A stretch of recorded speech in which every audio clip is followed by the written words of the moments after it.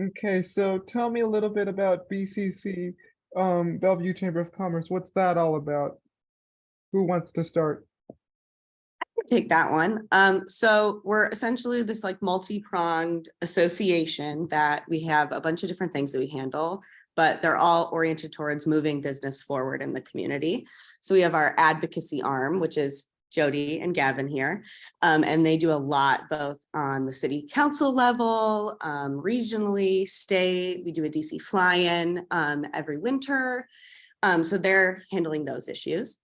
We also have like an event season that's full of, we have speakers that are from business, healthcare, sports, all that good stuff. So we do like a monthly chamber lunch series. We have an economic forecast. We do a women's leadership conference. There's a lot of different things in that event space.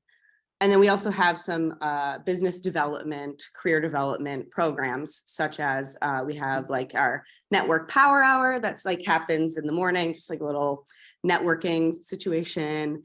We have affinity groups. We have one for folks who work in like senior services, things like that. So we have a lot going on. We're a small but mighty team, but we're really just here to listen to our members, which are all business owners from small to mid to large, and their concerns. Mm-hmm. And I'll note too, just because I know that this is generally supposed to be about the coalition, that the Bellevue Chamber is just one of the partners within the coalition. So I just wanted to differentiate that. Mm-hmm. Yeah, good to know. My next question is, how does BCC prioritize the community? In other words, how does it bring the community together? What sorts of strategies or approaches do you guys like use to make that happen? I think that we're really responsive to our membership base, which is important. Jodie's constantly getting calls from our members throughout the day with different questions or issues that they have. They looking for advice or things like that. And also in meeting with our members so frequently in person through those events, we're constantly hearing from them how things are going, and we can really be in tune with that. Yeah, we like to think of ourselves as a sounding board of sorts for the business folk here in Bellevue. Definitely. And the east side, frankly. Yeah. Because those other, there's 11 total other chambers that are part of the coalition. So we're just one facet of that, but we work really closely with all of them as well. Mm-hmm. If I could ask like a follow-up, like how might your organization be different in terms of like how you guys like run things and organize things? You know what I mean? Yeah, so I'll jump in here too. Essentially, chambers of commerce are very unique in that we're coming from a economic development, pro jobs perspective. And so really a chamber of commerce, we really prioritize economic opportunity. And so therefore, sort of individual freedom. And so that's the lens that we see our engagements through. And that's very different from other organizations and their missions, because that's what drives us specifically. Sam, do you want to add on to that? Yeah, I also would think like the breakdown of how we work with our stakeholders is also pretty unique in that we have strong relationships with things like the city of Bellevue, the city of Redmond, whatever, but because we aren't a part of their organization, we are allowed to disagree on certain things. We are allowed to, voice our opinions on things, and we're allowed to be sort of this intermediary between our members and these other bodies, which I think is a unique thing that our chamber does specifically. Mm-hmm. My next question is, what sorts of stakeholders do you like rely on to bring the community together? I mean, frankly, people who are staples in the community, I would say a lot of the people that we are relying on have been here building their businesses. They've been serving on different commissions and things like that for decades now. So we're just really an asset for them, I would say. Jodie, if you want to.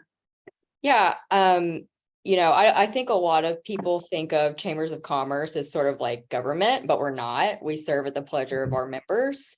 And so our members are every sort of entity from a nonprofit group to, you know, a single person consulting firm to large companies with an international presence. And so, and even the city of Bellevue, for example, they're also a member of ours. And so in terms of stakeholders, you know, it's really no one is left out, I think, at this point.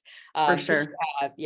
Private sector and within private sector, both, you know, those in leadership and in government affairs that are representative, for example, on my committees, but it also includes, you know, the employees at every level within those organizations. And when I say the nonprofit sector, I truly mean businesses of every size, because those are also so representative of our community. And so, and especially small businesses, because I mean, they're truly the lifeblood of our country, as kind of corny as it sounds, it's so true.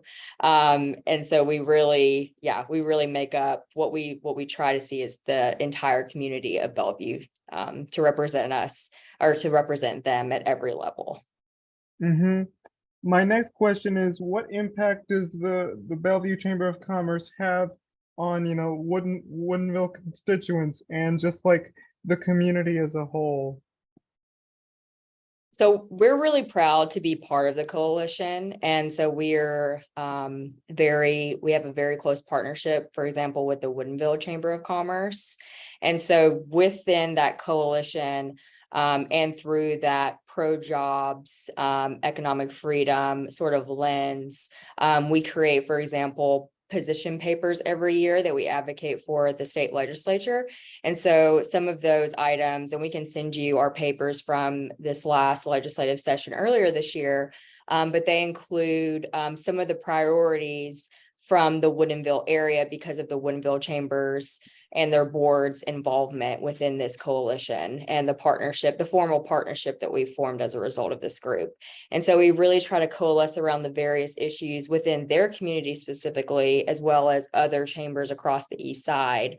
And so that regional effort, the individuals and residents within Woodinville, the chamber that represents them, their needs and concerns are represented within the advocacy that we do at the regional and state level. And so those can range from things like housing, public safety, just general budgetary items at the state level. Sam, do you have anything to add to that? No, I think that's, there are very few issues that don't bleed into other jurisdictions, you know, like housing is an issue for everyone on the East Side. Infrastructure is an issue for everybody. Transportation is an issue for everybody. So it's just really a matter of banding together and making our voices louder, I suppose. It's something powerful about being able to say, hey, we represent 11 different, similar, but also very different cities. But we all have the same shared priorities on a slew of topics. So. Mm-hmm. My last question is, how do you create an engaging and livable society for everyone from your perspective as, you know, a chamber? I think there's obviously the big like livability issues like housing and things that like we want people to be able to work, live and play here and enjoy it and be able to afford it and feel safe and all of those things. But there's also a lot of initiatives, like we called it the Livability Bellevue initiative, that was like supporting the parks levy here in Bellevue this last year. And so there's a lot of different things like that we have our hands in.